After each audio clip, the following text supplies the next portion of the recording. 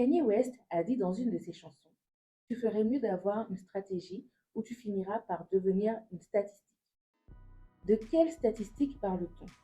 Il y a des cases dans lesquelles on aime être rangé, d'autres moins. Par exemple, les personnes issues des quartiers sont des racailles. Les Noirs sont bons en sport. Les Asiatiques sont bons en sciences. Il y a aussi des faits auxquels on a du mal à échapper. En France, il faudrait 6 générations pour qu'une famille sorte de la pauvreté, soit 180 années pour atteindre le revenu moyen. Si vous venez d'un quartier dit prioritaire, vous avez plus de chances d'être orienté vers une filière professionnelle.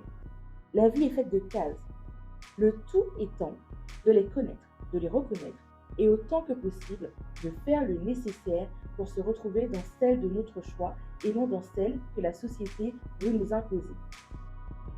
Dans ce podcast, j'irai à la rencontre de personnes inspirantes, de personnes hors normes qui, chacune à leur manière, ont su défier les statistiques et sortir des cases dont elles auraient dû faire partie à l'origine. Vous entendrez des récits synonymes de réussite pour beaucoup, qui n'ont pas la prétention de s'ériger en but ultime, mais qui ont pour seul objectif d'élever le niveau de nos ambitions. Je m'appelle Malika et vous êtes sur Hors Normes, le podcast.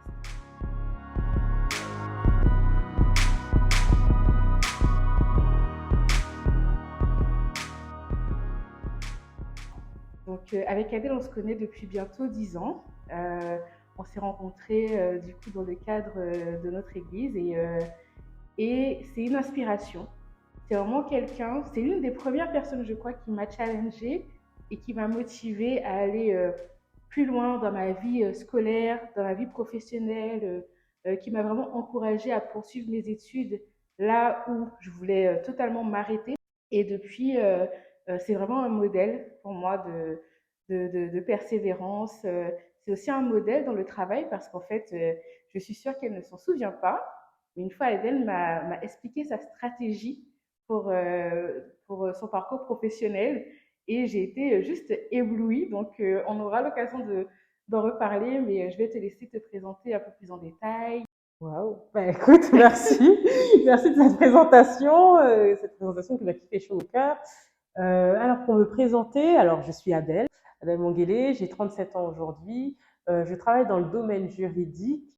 Vous allez découvrir tout à l'heure mon parcours, ce que je fais spécifiquement.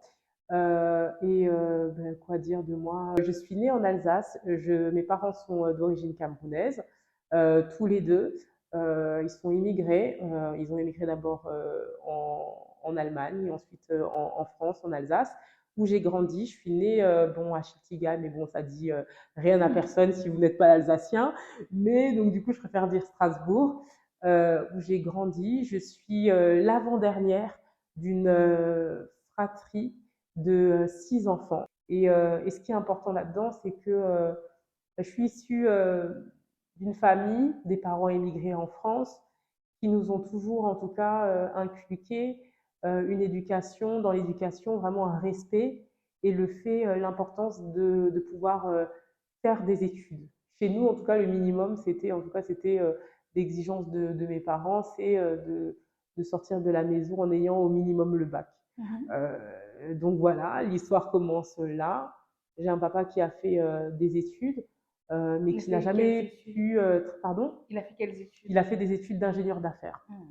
Et il n'a jamais pu travailler dans ce domaine-là, en France d'ailleurs. Et du coup, bon, je ne sais pas si ça fait partie de mon histoire, mais du coup, j'ai grandi en tout cas en ayant un père qui a fait des études dans le supérieur, mais qui n'a jamais pu exercer en France à ce titre-là, mais qui a vraiment mis l'accent sur l'éducation, sur l'école, qui était important, sur nous nourrir intellectuellement et d'où le choix aussi des écoles qu'on a pu faire. J'ai grandi dans un quartier, bon après, peu importe, enfin à Bischheim, mais en tout cas j'ai grandi dans ce qu'on appelle un quartier aujourd'hui, dans un HLM, anciennement cité HLM, mais nos parents ont fait le choix très tôt de nous mettre en tout cas dans des écoles privées. À l'époque, avec ce que ça incluait, 5 enfants dans des établissements privés, mais je pense que c'était vraiment une volonté, un choix de nos parents, notamment par rapport à l'éducation. Voilà, voilà. Ok. Et tu n'as pas parlé de ta maman. Est-ce qu'elle travaillait également? Oui, alors ma maman, elle travaillait, elle a été femme de ménage pendant très longtemps. Plus tard, elle crée sa structure, son entreprise. Aujourd'hui, elle est à quelques mois, nous l'espérons, de la retraite, mais elle a travaillé toute sa vie. J'ai grandi dans ce modèle-là où maman travaille très, très, très, très, très, très dur, se lève tôt le matin, rentre bon tard le soir, je sais pas, tard, tout est relatif, mais voilà, avec le Oui, modèle d'une travailler mère dur. qui est travailleuse, voilà, qui se bat. J'ai aussi grandi avec ces valeurs-là. C'est ce modèle-là, en tout cas de femme, d'une femme travailleuse, d'une femme persévérante, d'une femme forte. Et du coup, ouais, c'est vraiment ce qui me vient à l'esprit quand je revois le regard que j'avais sur ma mère quand étant petite. Une femme, ouais, qui se bat, qui travaille et qui en veut, en fait. Mm. Et voilà, quoi. Ce que je trouve bien dans ton histoire, c'est que tu es rentrée dans ces écoles-là en maternelle. Là où on sait que, par exemple, si tu rentres au collège ou au lycée, il peut y avoir vraiment un problème en termes de niveau, en En termes de décalage. code, Mm, etc., mm. etc. Pardon. Là, tu as pu tout apprendre dès le début. Donc, c'est vrai que l'intégration se fait aussi plus facilement. Mais je te demande quand même quel type d'élève tu étais. Alors, quel type d'élève que j'étais je pense que j'étais pas dans les meilleurs, c'est sûr. Enfin, c'est sûr, non, mais j'étais pas dans les meilleurs. J'étais une élève qui aimait l'école, ça, c'est certain aussi. J'aimais l'école parce que, ben, comme j'ai dit tout à l'heure, ben, en maternelle, on allait, notre école n'était pas proche, n'était pas à 10 minutes de la maison. On était, enfin bon, après pour Strasbourg, c'était peut-être à 30 minutes de la maison, donc on prenait le bus, on devait y aller. Des fois, nos parents, notre père nous déposait et tout. Mais il y avait cette volonté d'aller à l'école et on était toujours les premiers. Je me rappelle avec mon petit frère, avec mon frère jumeau, pardon, on se levait, on partait et tout. Et on était toujours, on voulait notre challenge, c'était d'être les premiers à l'école, genre d'être les Oui. premiers avant que les portes ne s'ouvrent, le porche s'ouvre et tout. Quel Et, challenge! ah non, je t'assure, hein, donc on inaugurait l'école comme ça, on était les premiers dans la cour et tout, les autres, les amis venaient et tout. Donc c'est des petites anecdotes, mais c'est pour dire que en fait, il y avait un amour pour l'école Mm. qui était là, en fait. L'école, c'était pas pour moi le bagne ou quoi, c'était vraiment quelque chose que j'aimais. J'aimais y aller, j'aimais apprendre, j'aimais les relations que j'ai tissées à l'école. Après, pour les résultats scolaires, ça c'est encore autre chose. Mais j'étais dans la moyenne, je pense. J'étais dans la moyenne, des fois dans la moyenne haute, des fois dans la moyenne, mais jamais cancre en tout cas, ça c'est sûr. Mais voilà, j'aimais l'école, j'apprenais. Et plus tard, je comprenais que ouais, j'avais beaucoup de capacités, mais comme beaucoup d'élèves, je restais sur mes acquis en fait. Et ça, tu l'as compris quand?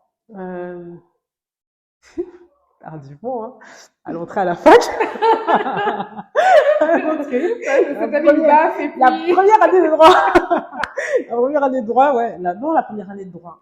Mais ce qui est sûr, c'est que je me suis jamais sentie en difficulté, en tout cas. En difficulté scolaire, j'étais jamais en décalage, genre, je comprends rien de ce qui se passe à l'école, dans mes classes, mais voilà, je vivais ma vie, quoi. Je sociabilisais à l'école, mais en même temps, il fallait quand même suivre parce que j'avais quand même des parents qui étaient quand même rigoureux. De mémoire, dans mes bulletins scolaires, ce qui était souvent, c'était bavardage. Donc, c'était pour vous dire à quel point je sociabilisais. Mais bonne élève, toujours respectueuse parce que c'est les valeurs qu'on m'a inculquées. Mais voilà, je me donnais pas à fond non plus, quoi. J'avais pas le défi d'être la première de la classe, quoi. Ok. Et du coup, tu dis que la première année de droit t'a montré Ouais, que tu t'appuies un peu trop sur tes acquis. ouais. Mais déjà, qu'est-ce qui t'a poussé à choisir le droit? Waouh. Alors ça, c'est vraiment la question. On me pose cette question très souvent, mais en fait, je sais pas. Je pense que ça a toujours été en moi. Ça a Mm. toujours été en moi, ça a toujours été quelque chose que j'ai toujours voulu faire. J'ai pas d'avocat ou de juriste tout dans ma lignée, mais c'est une voie que j'ai toujours su que j'allais emprunter. C'est, c'est comme ça. Est-ce que ça correspondait à ta personnalité? Je sais pas. Alors, à l'époque, je le savais pas, mais déjà, j'ai toujours voulu faire le droit. Mhm. C'est ce qui m'inspirait. Je sais pas d'où c'est venu, si c'est venu des séries, je ne sais pas. Mhm. Mais ça a toujours été en moi. Et à l'époque, ce qui m'a aussi motivée pour faire du droit, je sais pas si je te l'ai dit, mais bon, j'ai dû te le dire aux personnes qui me connaissent, c'est qu'à l'époque, j'étais sportif, j'aimais le sport, et je pensais que j'aimais le droit et j'aime le droit. Et du coup, je suis rentrée en fac de droit pour être commissaire de police. Parce que du coup, Oui, oui, oui, tu me c'était l'avais dit. un bon Un bon compromis entre compromis. les deux. Mais finalement, je suis pas devenue commissaire de police, mais j'aime le droit, j'aime le droit. Ouais. Voilà, ça a toujours été en moi. Je pense que j'étais faite pour ça, même si franchement, la fac de droit m'en a fait douter. Mhm. Mais je pense que ouais, c'est un métier qui me parle, pour lequel j'étais faite. Ouais. Oui, c'est ce que j'allais dire parce que je crois que ça n'a pas été de tout repos, Ouais, que tu as refait plusieurs fois ta ma première première année de année. droit, exactement. Donc, comment tu l'as Exactement. vécu?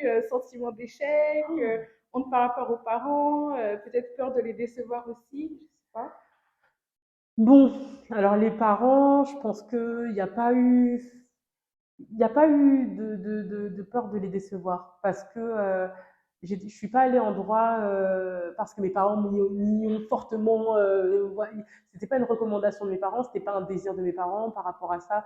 Ils nous ont vraiment laissé libres de faire nos choix. Voilà, ils étaient dedans, hein, enfin, ils étaient investis, mais pas outre dans nos choix d'orientation. Mais mon échec à la fac de droit, ça a été quelque chose que j'ai vraiment mal vécu. Mais en même temps, ça a été tellement bénéfique pour moi. Bénéfique, ouais. Bénéfique. Dans le sens où ben, je croyais trop que j'étais intelligente, en fait. Et je le crois toujours, hein, par la grâce de Dieu, vraiment. Et j'avais jamais eu dans mon parcours, j'avais jamais eu à douter de mes capacités intellectuelles. On m'avait tellement toujours mis en confiance par rapport à ça, notamment parce que j'aime beaucoup, enfin, l'une de mes profs de français, et tous mes profs de français quand même, qui m'ont beaucoup mis en confiance par rapport à ma sensibilité, par rapport à ça. Et du coup, ça fait que, bon, même si j'étais pas très bonne en maths, mais j'ai jamais douté de mes capacités intellectuelles. Et du coup, la fac de droit, en fait, pour moi, ça m'a beaucoup fait douter par rapport à mes capacités intellectuelles. Est-ce que je vais y Mhm. arriver? Est-ce que je vais pas y arriver? Et c'était la première fois que j'étais vraiment face à un échec, quoi. Pourtant, j'avais loupé mon bac avant, mais bon, je savais que c'est parce que j'avais pas bossé et que voilà, quoi. Mais la fac de droit, ouais, ça a été une rude épreuve parce que c'est comme si le fait de pas réussir du premier coup, ben, ça me faisait douter par rapport à qui je suis, ma valeur. Et du coup, ça m'a remis les idées en place sur voilà, ce que j'accomplis dans la vie ne détermine pas qui je suis. Mhm. Ma valeur ne sera pas en fonction de mon niveau d'études, mais ma valeur, elle est dans d'autres choses, donc qui je suis réellement, quoi. Et avant, c'est des choses que, voilà, c'était un peu confus en moi. Je pense que je m'appréciais parce que je réussissais, parce que voilà, et que pour m'apprécier plus, ben voilà, il fallait que je continue à réussir. Et là, ça a été une rencontre entre moi et moi-même. Mais ça a été bénéfique par la suite aussi. Mhm. Ma capacité à gérer alors les échecs, ouais, ça a été bénéfique. Voilà. Ok. Et du coup, au bout de combien de temps tu as pu valider cette première année de droit et qu'est-ce que tu as fait après? Au bout de la troisième année. Oui. Au bout de la troisième année, j'ai eu ma première année de droit. Et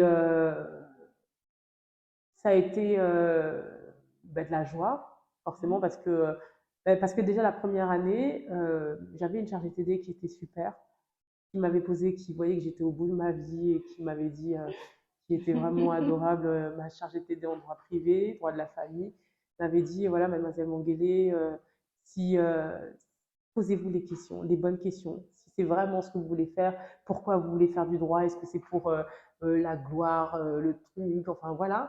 Mais c'est des vraies questions, hein. Pour moi, à l'époque, c'est pas des choses que je m'étais posées parce que vu que c'était tellement moi, vu que c'était tellement bon ben voilà, je ferai un bac L, ensuite je ferai la fac de droit. C'est pas des questions qui m'étaient voilà, est-ce que je vais faire le droit pour le prestige ou quoi. Et du coup, j'ai réfléchi, je me suis posée et et j'ai décidé d'aller jusqu'au bout et d'obtenir ma troisième année, ma première année en tout cas de droit. Et voilà, on est allé jusqu'au bout. Quand je l'ai eu, ça a été de la joie, mais ça a été énormément de stress aussi. Énormément de stress parce que je sais que le mal que j'avais eu d'avoir cette fameuse première année. Alors, il faut savoir que la première année, j'étais à Strasbourg. La fac de Strasbourg, aujourd'hui, c'est la fac de Strasbourg. À l'époque, c'était Robert Schuman, mais aujourd'hui, c'est la fac de Strasbourg, l'université de Strasbourg. À l'époque, on ne pouvait pas avoir de première année à cheval. Il n'y avait pas de rattrapage. Enfin, c'est vraiment, enfin, aujourd'hui, je pense que les facs qui font ça, ça n'existe même plus. Mais c'était très, très, très, très. C'était soit tu l'as, soit tu l'as C'est pas. ça. Et soit tu as le premier semestre et le deuxième semestre, mais c'est pas, tu as un semestre parmi les deux et après tu peux aller en. Non. Fallait tout avoir, mais c'était trop de stress. J'avais eu 3 ans pour avoir la première année, pour avoir la deuxième année, c'était trop de stress. À peine je savais que j'avais mon année, à peine j'étais déjà dans. Alors il faut que je demande les cours de la deuxième année à mes potes, il faut que je fasse ça, il faut que je fasse ça, et c'était vraiment énormément de stress. Et du coup, j'ai décidé d'arrêter. Cet épisode est maintenant terminé. J'espère qu'il vous a plu autant qu'à moi. Je vous donne rendez-vous la semaine prochaine pour découvrir un nouveau parcours inspirant, une nouvelle personne hors norme.